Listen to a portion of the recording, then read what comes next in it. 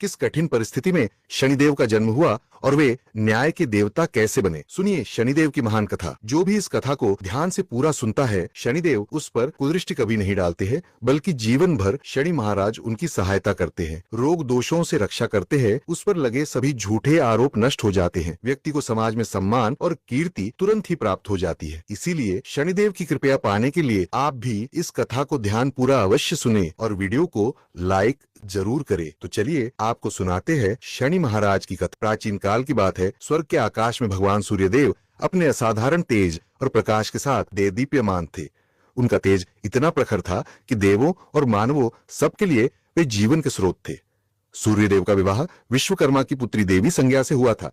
संज्ञा कोमल स्वभाव की थी और पतिव्रता थी, परंतु सूर्यदेव के तेज को सह पाना उनके लिए दुष्कर होता जा रहा था। सूर्यदेव के प्रकाश और ताप से संज्ञा दिन प्रतिदिन अधिक व्याकुल रहने लगी।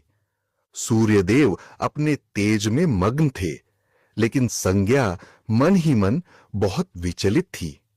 एक दिन सूर्यदेव ने संज्ञा से स्नेहपूर्वक पूछा, देवी, तुम इतनी चिंतित और थकी थकी सी क्यों दिखती हो? संज्ञा में साहस नहीं था कि वह सूर्यदेव से अपनी व्यथा को कह सके, परंतु मन में वह लगातार सोच रही थी कि सूर्य के तेज को कैसे सहन किया जाए या कम किया जाए। समय के साथ संज्ञा ने सूर्यदेव के 3 संतानों को जन्म दिया। 2 पुत्र वैवस्वत मनु एवं यमराज और 1 पुत्री यमुना। मातृत्व के बावजूद सूर्य की प्रचंड तपिश उन्हें सताती रही। अंततः संज्ञा ने एक कठिन निर्णय लिया। उन्होंने निश्चय किया कि वे तपस्या द्वारा अपनी शक्ति बढ़ाएंगी या ऐसा उपाय निकालेंगी कि सूर्यदेव का तेज किसी प्रकार कम हो सके। लेकिन बच्चों को छोड़कर तप करने जाना सरल नहीं था। एक दिन देवी संज्ञा ने निश्चय किया कि वे अपनी छाया को अपने स्थान पर छोड़कर कुछ समय के लिए संसार से ओझल होंगी। तभी संज्ञा के शरीर से धीरे धीरे एक परछाई प्रकट होने लगी। यह संज्ञा के ही समान स्वरूप वाली स्त्री थी, जिसका नाम संज्ञा ने प्रेम पूर्वक छाया रखा। छाया वास्तव में संज्ञा की ही संवर्णा प्रतिछाया थी। संज्ञा ने छाया को विनम्रता से कहा, हे छाया, तुम मेरा रूप लेकर सूर्य देव की सेवा करना और बच्चों का ध्यान रखना।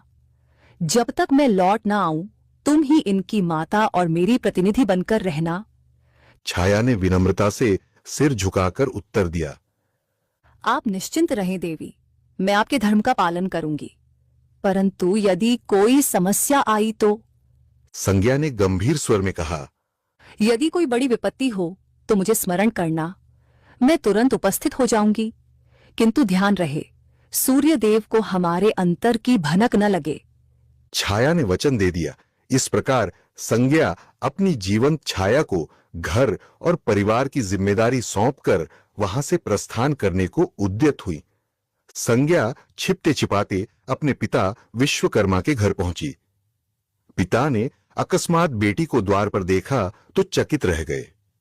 विश्वकर्मा ने कड़क आवाज में पूछा, बेटी, तुम यहां बिना सूचना क्यों आ गई? पतिगृह छोड़ना अक्षम्य है। व्यथित संज्ञा ने उत्तर दिया, पिताश्री, सूर्यदेव के तेज से मैं अत्यंत पीड़ित हूं। उनकी अनंत प्रताप ज्वाला में मेरा जीवन दुस्सह हो गया है। मैंने आपकी आज्ञा बिना ही घर छोड़ दिया, यह मेरा अपराध है। किंतु मेरे स्थान पर मेरी छाया मेरे पति और बच्चों की सेवा कर रही है। विश्वकर्मा यह सुनकर क्रोधित हुए। उन्होंने समझाया कि पति को बिना बताए त्यागना और पिता के यहां आना धर्म के विरुद्ध है। विश्वकर्मा ने आदेश दिया कि संज्ञा तुरंत अपने पति के पास वापस जाए। संज्ञा ने पिता की डांट तो सुन ली, पर मन में ठान लिया कि सीधे सूर्य के पास नहीं लौटेंगी। उन्होंने निश्चय किया कि पहले अपनी क्षमता बढ़ाने हेतु कठोर तपस्या करेंगी। फिर देवी संज्ञा वहां से चुपचाप निकल भागी और उत्तर कुरु के घने जंगलों में जा पहुंची। अपने रूप लावण्य के कारण किसी उपद्रव से बचने हेतु संज्ञा ने वहां एक घोड़ी अश्विनी का रूप धारण कर लिया। घोड़ी के रूप में देवी संज्ञा ने सूर्यदेव के तेज को सौम्य बनाने के उद्देश्य से कठोर तप आरंभ कर दी। वह घोर तपस्या में लीन हो गई। सूर्योदय से सूर्यास्त तक अनवरत ध्यान, ना दिन में अन्न ग्रहण, न रात में विश्राम। संज्ञा का एकमात्र लक्ष्य था कि उनकी तपोशक्ति से कोई ऐसा समाधान निकले जिससे सूर्यदेव का तेज शीतल हो या उन्हें सहन करने की शक्ति मिले। उधर संज्ञा के महल से अचानक गायब हो जाने पर भी सूर्यदेव को जरा भी आभास नहीं हुआ कि उनकी वास्तविक पत्नी वहां नहीं है। छाया ने बड़ी कुशलता से संज्ञा के स्थान पर स्वयं को ढाल लिया था। वह संज्ञा के समान ही बोली चाली और व्यवहार करती, बच्चों की देखभाल करती और सूर्यदेव की सेवा करती थी। सूर्यदेव प्रसन्न चित्त थे कि संज्ञा अब पूर्व जैसी परेशान नहीं लग रही। उन्होंने सोचा शायद समय के साथ संज्ञा ने स्वयं को अनुकूल कर लिया है। इस प्रकार छाया के साथ सूर्यदेव का गृहस्थ जीवन सुचारू रूप से चलने लगा। समय बीतने लगा। संज्ञा के छोड़े हुए तीनों बच्चे यम, यमुना और मनु छाया को ही अपनी जननी मानकर स्नेह करने लगे थे। छाया भी उनके प्रति पर्याप्त ममता दिखाती, किंतु हृदय में वह सदा सजग रहती कि वह मूल माता नहीं है। सूर्यदेव छाया के साथ वैसे ही व्यवहार करते जैसे पहले संज्ञा के साथ करते थे। छाया मन ही मन देवताओं के देव महादेव शिव की परम भक्त थीं। संज्ञा के वचन के अनुसार वह तन मन से सूर्यदेव की सेवा तो करती, पर हृदय में भगवान शिव की आराधना प्रतिपल चलती रहती।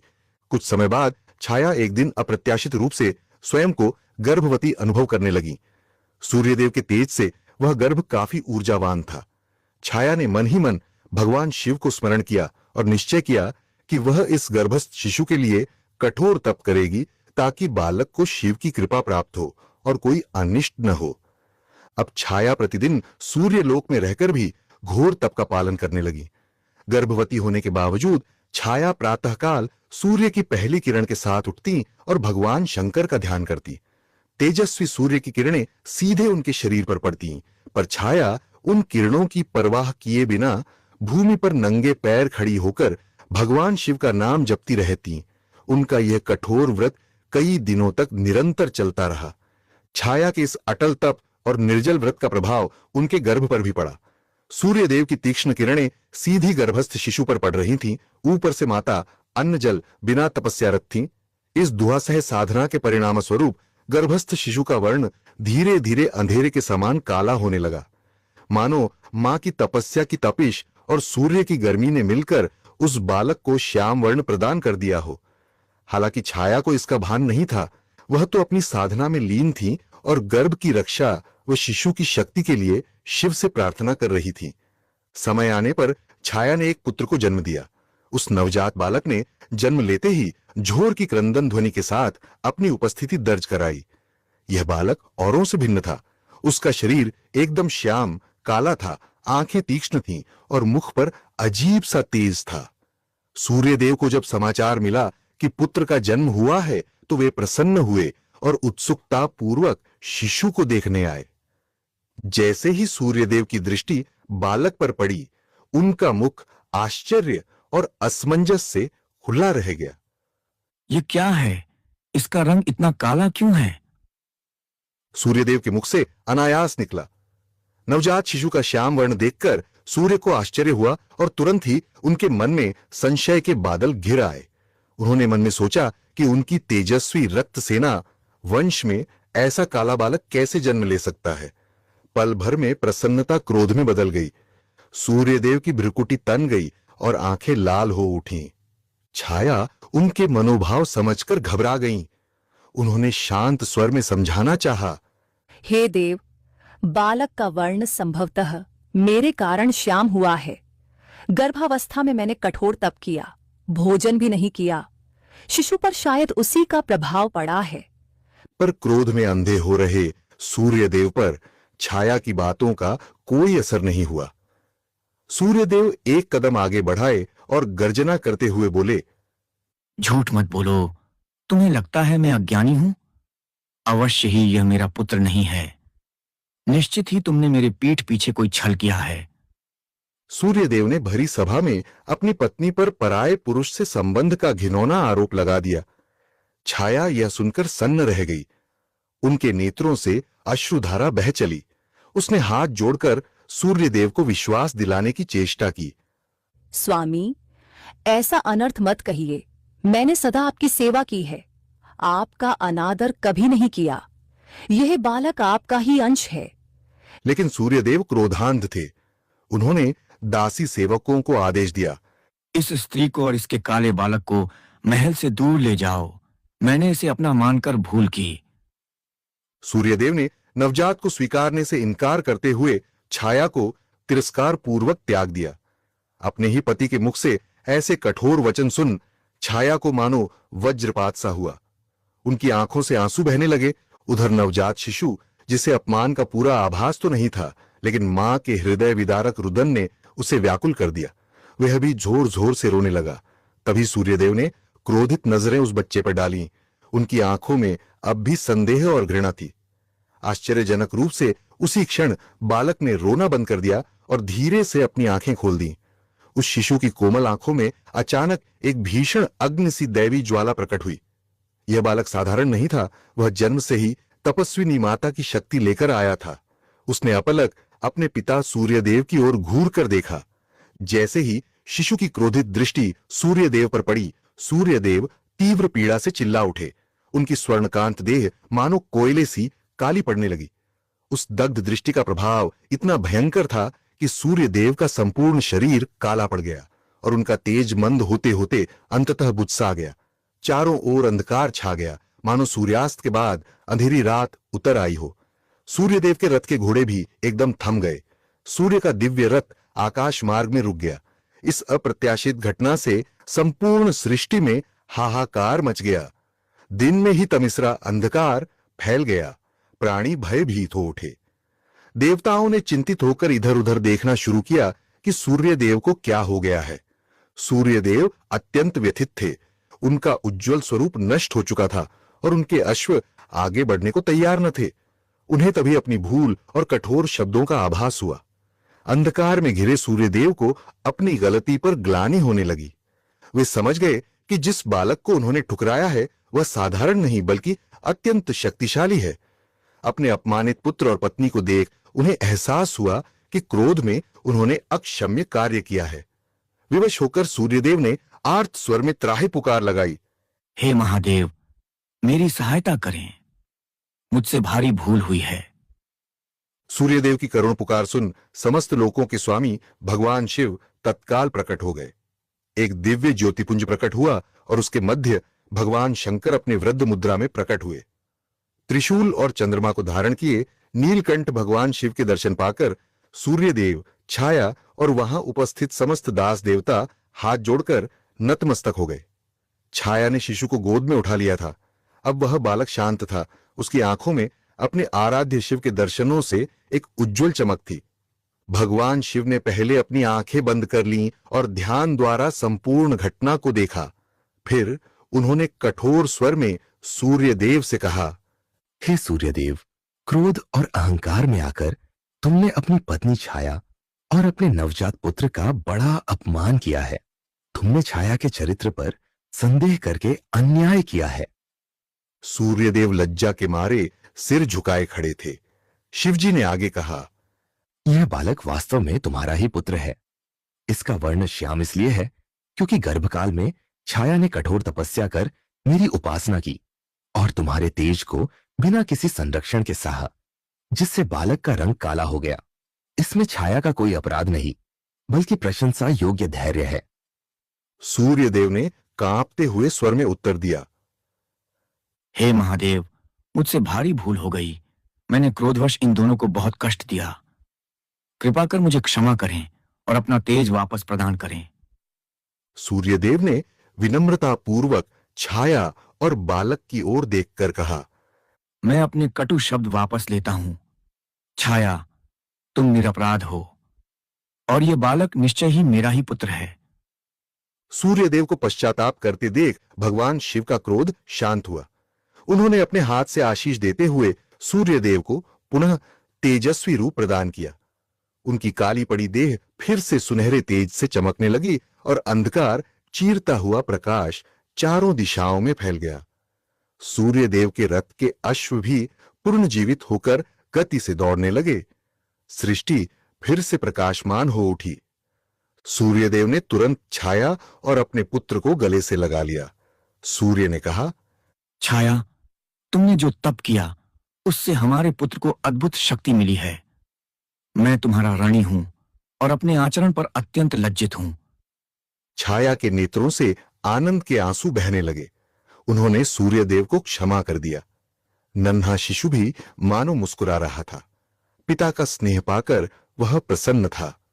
शिव ने बालक को आशीर्वाद दिया और कहा, वत्स, तुमने जन्म से ही अन्याय का सामना किया है और तुम में अन्याय का प्रतिकार करने की शक्ति है।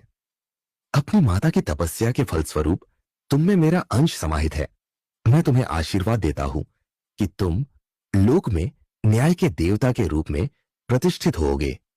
तुम लोगों को उनके कर्मों के अनुसार फल दोगे, पापियों को दंड और सत्पुरुषों को पुरस्कार।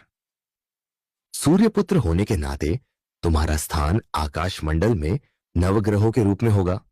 अन्य ग्रहों में तुम्हारा स्थान ऊंचा होगा क्योंकि तुम कर्मफल दाता हो।